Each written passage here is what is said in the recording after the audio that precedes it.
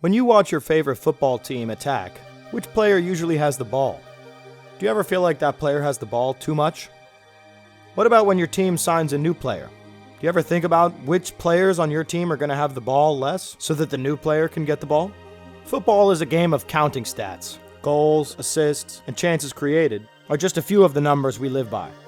But how do you know if you're getting the right bang for your buck? And what should you do if you're not? Welcome back to Sincere FC. This episode is about usage rate. Usage rate is a stat they use in the NBA, and we're going to adapt it to football. In basketball, usage rate refers to what percent of your team's possessions end with you. The possession ends either if you shoot, get fouled while trying to shoot, or you lose the ball from trying to dribble or pass to a teammate. The goal of this statistic is to understand whether players are productive enough to justify the amount of times that they end their team's possession with the ball. If you're first in usage rate, you should probably be first in the other important categories in basketball, like points. If you're not first in points, you should probably be first in helping your teammates score points, also known as assists. Now, let's talk about football. Obviously, there's a key difference between basketball and football. In basketball, teams score 40 to 60 times per game. Football matches typically have less than 5 scores. Many have less than 3. Many have none. So measuring your usage rate against the amount of goals you score won't tell the full story for every player on a team. It is useful to look at for wide forwards and strikers whose job it is to score goals. But that's not everybody's job. However, if you're an attacking midfielder, progressing the ball up the field to your teammates is your job. To you, that's just as important as scoring goals to a striker. So whether you're trying to put it in the net or get it to your teammates who can put it in the net, if you've got the ball a lot, you need to be doing something with it. My goal with this statistic is to show you how many positive actions players generate and then contrast it with how much they use the ball to perform those actions. Now, why does this matter? In 2015, Manchester United bought the player mononymously known as Memphis from PSV. If you're younger than I am, you may not remember this, but he was one of the most highly touted wonder kids of the 2010s. The season before he went to United, he scored 22 goals, the most of any player under 20. The only thing that nobody noticed was Memphis's role within his team at the time that he was putting up these numbers. Memphis had by far the highest usage rate of anyone in the Eredivisie. Sure, he scored lots of goals, but he had so many more opportunities than many other comparable young players at the time. He was the man for his team. And that's not necessarily a bad thing. But what happens when you go from being the man to just another option? When he came to Manchester United, he was in a team with players like Juan Mata and Wayne Rooney. There's no reason for those players to defer to a 19-year-old kid, so he struggled. When you're used to being the man, having that taken away from you in sports is not easy. Not only do you touch the ball less, and thus have less time to get comfortable, but you can't feel the weight of your fans' expectation rise when the ball comes to your feet. At Manchester United, when the ball got to Memphis's feet, people might have been checking their phone. He's quoted as saying that his time in the Premier League was cut short because he couldn't adjust to the physicality, and that he was the one who got all the lumps when things didn't go well for the Red Devils. But this had to have played a big role in it. When you go from being the guy to just another guy, that takes a big adjustment period, especially when it's your first major setback, like it was for him. So that's the real utility of usage rate in football. You can see who needs to be the man to be successful. In a team full of great players, you need people who don't require that. And if you already have the man on your team, bringing in young players who are used to being the man on their team might not be the right idea. Now let's get into the numbers. How do you use possessions? These are the possessions that end with you. Like basketball, you can shoot or you can lose the ball, but there's many ways to lose the ball. You might miscontrol it when it's passed to you. You get tackled or dispossessed. You might attempt a pass and not complete it, or you might try to take on an opponent and fail. If you count all these actions across the season and then divide it by a player's minutes, you end up with a measure showing how many of these actions a player will do in a typical game. Then, you can compare that number to the numbers of their teammates and see what share of the actions are taken up by this player. However, not every single player on a team is on the pitch at the same time. They're only sharing the ball between 11 of them at once. So for each player, I took their number and then compared it to the 10 other players that would most likely be in a starting lineup with that player. Here, we're looking at Kevin De Bruyne. The 10 other players most likely in the lineup would be the rest of the typical Man City starting 11. Now take his teammate, Matheus Nunes. Because Nunes doesn't play every week, he might not be in the typical Man City starting 11. So to get a realistic number, we remove the person who would be playing at his position and insert Matheus Nunes, before dividing his number by the sum of all those players. Think about it through the context of Trent Alexander-Arnold and Connor Bradley. They probably won't be in the same 11, and although they play the same position, Trent's usage rate is much higher than Connor Bradley's. He tries a lot more long passes and gets more involved in the attack on a regular basis. Connor Bradley runs up and down all game, but he tries fewer things that, if they don't come off, give the other team the ball. How do we use these stats? This statistic adds context to players' GA and their shot-creating actions. It's the kind of context you would already have if you'd watch the team every week. Otherwise, you'd have no idea. And as a scout, this is something you need to know. Let's look at the numbers from this season's Premier League.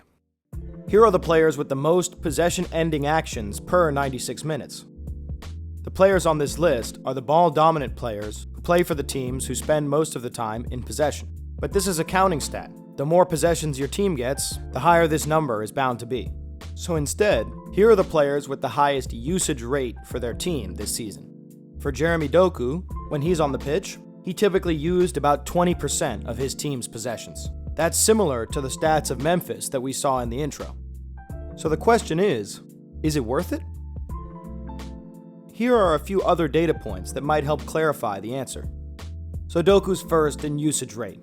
Where does he rank in chances created? Out of all players, Doku ranks in the 30s.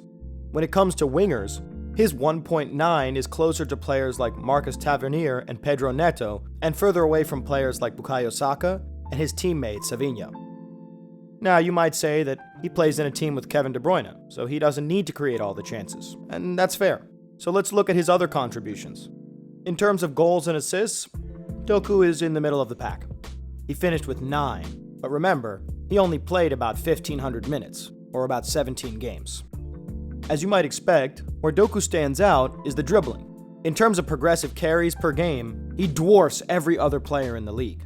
But this highlights the problem with progressive carries per game. Sure, you dribble it up and down the pitch, but what happens if you lose it before you give it to someone? That's why we're primarily going to be focusing on what I define as end product. Not every player gets to score all the goals or have all the assists, but we're going to look at GA and shot-creating actions. Those are the currencies for any creative attacking player. So if we plot Doku's stats alongside all the other similar players in the league, how does he look? I'm going to clarify something before we continue here. Although we just talked about usage rate, the charts we're going to see are using possession-ending actions. It doesn't make sense to compare a rate stat like usage with a counting stat like shot-creating actions or goals and assists. We are going to look at usage rate on a chart in the future, but for now, we're just going to look at how much a player uses the ball and then how much they create or score. If you're an avid Premier League fan and you're wondering why Pep Guardiola hasn't given him more of a try, this diagram might help to answer your question. Look at the diagonal line between the origin and the top right corner in the graph. Here are all the players above that line. Now here are all the players below it. Regardless of who your favorite team is, I'd argue that there are no elite wingers below the line. And while not every player above the line is elite, basically every player in this area has passed my eye test at one point or another. What does the line represent? To me, this is the "your usage is worth it" barometer. If this graph were full of NBA players, below the line, we would see players who use the ball a lot and aren't necessarily as efficient with it. In the past, this would be Russell Westbrook. Above the line, you'd see the players who still use the ball a decent amount, but are very efficient with it. One example would be Nikola Jokic. I don't think this data is biased towards bigger teams. Above the line are players like Callum Hudson-Odoi, Adama Traore, and Marcus Tavernier. There are also players from the Big Six below the line. These are the wide players who focus more on scoring than providing for others, like Noni Madueke, Diogo Jota, and Leandro Trossard. You can also see wingers who do try and provide for their teammates, but simply aren't as good at it. And then there's two players separated from the pack. On the left, you have Brennan Johnson. Among wingers, Brennan Johnson uses the ball the second least, behind only Callum Hudson-Odoi. He He also creates the least. So although he's a wing player, on the pitch he behaves more like a striker, in that he's the one getting on the end of things, not the one putting the ball in. And then finally, you have Jeremy Doku. He creates more than all of the other players in this group, but he also uses the ball far more than all these players. How do you know if this is good or bad?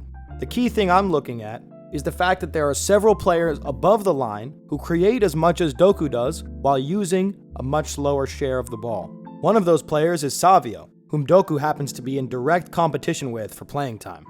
If both players wanted to start games, and you saw them both on this graph, the decision seems to be made for you as to which player you should go with. Here are some notes on the players above the dividing line. While you can't see him because he's obscured by Marcus Tavernier, Mohamed Salah was obviously the best wide player in the Premier League last year when it comes to goals and assists. However, he also played in a team full of players who were able to create for their teammates. Liverpool might have the best all-round midfield of any team in Europe right now. You can also see Cody Gakpo above this line. But someone who may have not had the same level of support is Bukayo Saka at Arsenal. On a game-to-game basis, he was the most creative among the wide players last year. And considering that when he was fit, he was also the one scoring goals, there's no doubt that he should be regarded as an elite all-round wide player. Everybody above this line has passed this test in my mind. For the players below the line, it's not a lost cause, but there's no doubt in my mind that they could all be doing a bit better. For fans of these teams, you might describe these players as slightly wasteful. Suppose we can think of this chart as the wasteful efficient diagram. Now, let's look at some of the other position groups. We're going to focus on three groups: the central attacking midfielders, the strikers, and the hybrid forwards who are somewhere in between. Here are the central attacking midfielders. The fact that Bruno Fernandes and Kevin De Bruyne are sitting by themselves at the top aligns with what I feel like I've seen when watching them play. They use the ball the most, but they also create by far the most for their teammates. If you were to drag the dotted line up and to the left, you'd start to find out who truly gets the most bang for their buck, and I think it was Marco Asensio. What's so interesting to me about that is the fact that he didn't actually start every game for Aston Villa once he joined them. He was a role player, but he was put in specifically to create. Due to the fitness issues that Asensio's had in the past, it'll be interesting to see whether he continues to find his best form as a role player, rather than the main creator who has to play every week and press for 90 minutes. As for the rest of the midfielders on this half of the diagram, I have some bad news for Arsenal fans. When you look at the numbers, Odegaard's not bad, but as a creative, he's good, not great. Given that this is a counting stat, the fact that he's next to Andreas Pereira and Ebere Eze, whose teams have the ball much less than Arsenal, suggests that he's less creative than those players on a per-possession basis. He's also further to the left, reflecting a lower usage rate, which also means that he's less aggressive. He tries fewer things. Sure, he doesn't make mistakes, but that's part of the job of a number 10. Manchester United fans would tell you that they needed every single one of the chances Bruno Fernandes created this season. The fact that he lost possession a few times while doing it is par for the course. And for the players in this group below the dotted line, I'd bet their position can be largely attributed to the fact that their teammates aren't terribly good. All of these players' teams finished in the bottom 5, aside from Mikkel Damsgaard and Morgan Rogers. I'm not even sure if Morgan Rogers is a center attacking midfielder. So, those were the creative midfielders. Now let's look at the strikers. First, notice how their profile is different from the previous groups we've seen. They're the ones taking the shots, finishing the attacks. They're not doing the shot-creating actions. The actions are creating shots for them. These are all the starting strikers, along with their actions per 96 minutes and their shot-creating actions. The size of each point is their goals and assists. Their position on this chart and their quality as a striker aren't always related. Erling Haaland is towards the bottom left of this chart. That doesn't mean Haaland is good or bad because his usage rate is low. He simply doesn't use the ball. Like I said, he's a finisher. He doesn't get involved in the build-up. However, we can still make comparisons between players. In my view, among the strikers, Alexander Isak is the most complete player. He's both an elite goal scorer and knows how to set up his teammates. Players like Haaland and Chris Wood are strictly finishers. There's differences in that group too. Players like Beto, Rodrigo Muniz, and Dominic Calvert-Lewin are also finishers, but they don't have the best ball control, which is why they're further to the right. The strikers who finish the highest on this chart aren't just the best strikers, they're the best at supporting their teammates. Last season, that was João Pedro and Jorginho Rutter. Brighton is one of two teams with multiple players on this list. It's fascinating that two of their starting strikers play so similar. They'll be hoping Rutter can increase his goal output now that they've just sold João Pedro. And then finally, the striker who got on the ball by far the least was Jamie Vardy. Think about it for a second. This matches what your eyes tell you. So this diagram tells you more about someone's play style than their effectiveness. But even still, most of the players sit within a tight area. A striker is a striker. Their ability to support their teammates is a bonus. The last group of players we're going to look at is a set of players who I don't think fit strictly into any of the previous three categories. To me, they do a bit of everything. On this chart, going from left to right is basically showing a player's level of involvement within their team's attack. For example, when I watched Chelsea play, Christopher Nkunku didn't get on the ball very much. Whereas when I watched Wolves, Matheus Cunha was on the ball all the time. The other axis shows us how creative they were. Point size is measured by goals and assists. This chart demonstrates Cole Palmer's quality. He's at the same level of creative output as Kevin De Bruyne and Fernandes, despite using nearly 20% fewer possessions per match. That's elite. On the flip side, looking at this chart, I'm a bit worried for Joshua Zirkzee. I'm not sure what he's good at right now. Is he a striker? Not according to his point size. But he also creates very little, despite having the ball a decent amount. He's further to the right than most of the strikers we saw on the previous chart. Dango Ouattara is also a bit too wasteful. Although he doesn't dribble very much, he was top 5 in incomplete passes this year. But speaking of Manchester United, in Cunha and Bryan Mbeumo, they've brought in two players who know how to be the first option for their team. Sure, they're slightly below the line, but only just. And we saw that many players below the line are from teams in the bottom 10. One concern I have is that the usage rate for Fernandes combined with the usage rates of these two may need some figuring out in terms of hierarchy, especially given that neither of these two is a striker. But the fact that they're used to taking on responsibility bodes well, given that Manchester United fans last year lamented the lack of risk-taking, which forced Bruno Fernandes to try so many of his Hollywood passes. With this diagram, we're mostly trying to understand players' play style rather than good or bad. Going up and down the dotted line basically tells me what role they play within the team. Are you the first option? Or are you more of a role player? Are you ball dominant? Or are you the player your teammates are trying to get the ball to? An important piece of context is the amount of possession each players typically have. Both possession-ending actions and shot-creating actions are counting stats, so they're bound to be a tick higher if your team dominates the ball.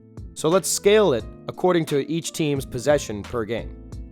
Here are all those same players again, scaled for how much their team has the ball.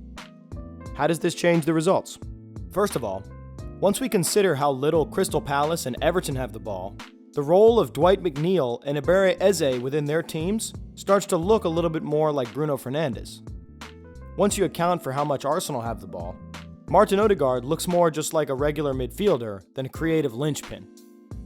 Erling Haaland actually plays much more like Jamie Vardy than I previously thought. In this new version, Matheus Cunha was definitely the most ball-dominant player in the division last season. Everton's Jack Harrison now looks like he may have been the most wasteful player. Jeremy Doku no longer stands out as much, but he still doesn't appear to be one of the 4 or 5 best players at his position. Every season, the best creative wide players from clubs outside the Big Six are linked with moves to bigger teams in Europe. Let's look at the players from outside the Big Six who made those transfers this summer. Within each group, the players furthest to the top right are the ones being sought after by the big teams. Perhaps this will be a good way to predict transfers in the future.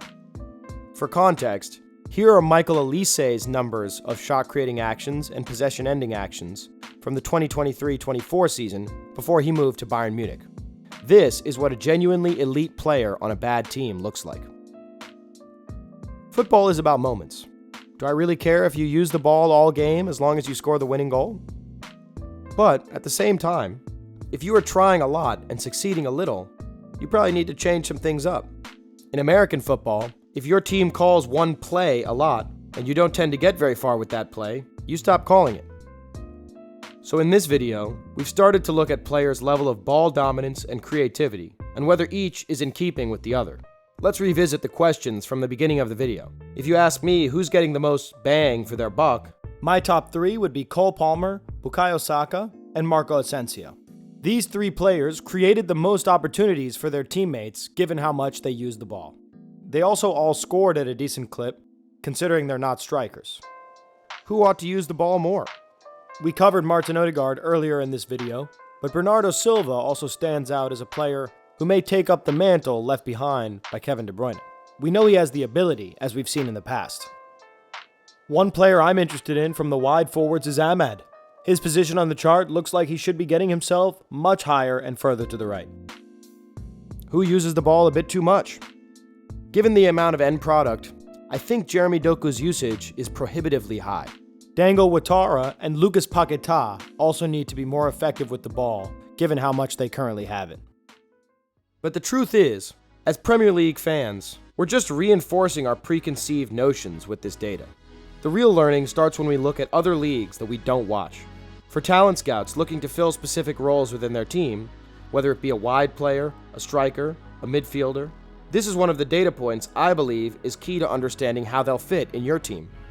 For example, Chelsea fans are excited about the arrival of Esteval, but none of us have watched him play. Where did he stack up on this graph while he was playing at Palmeiras? And who from Chelsea will get the ball less so that he can get on the ball more? That's just one example of the things we're going to look at in the next installment. Before we go, let's look at all of the Premier League together.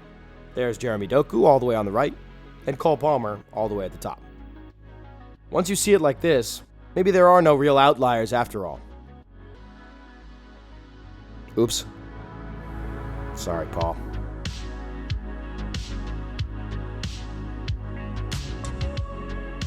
If you enjoyed the video, leave a like and subscribe. Leave a comment with what other parts of the game you want to see covered, and I hope to see you again on Sincere FC very soon.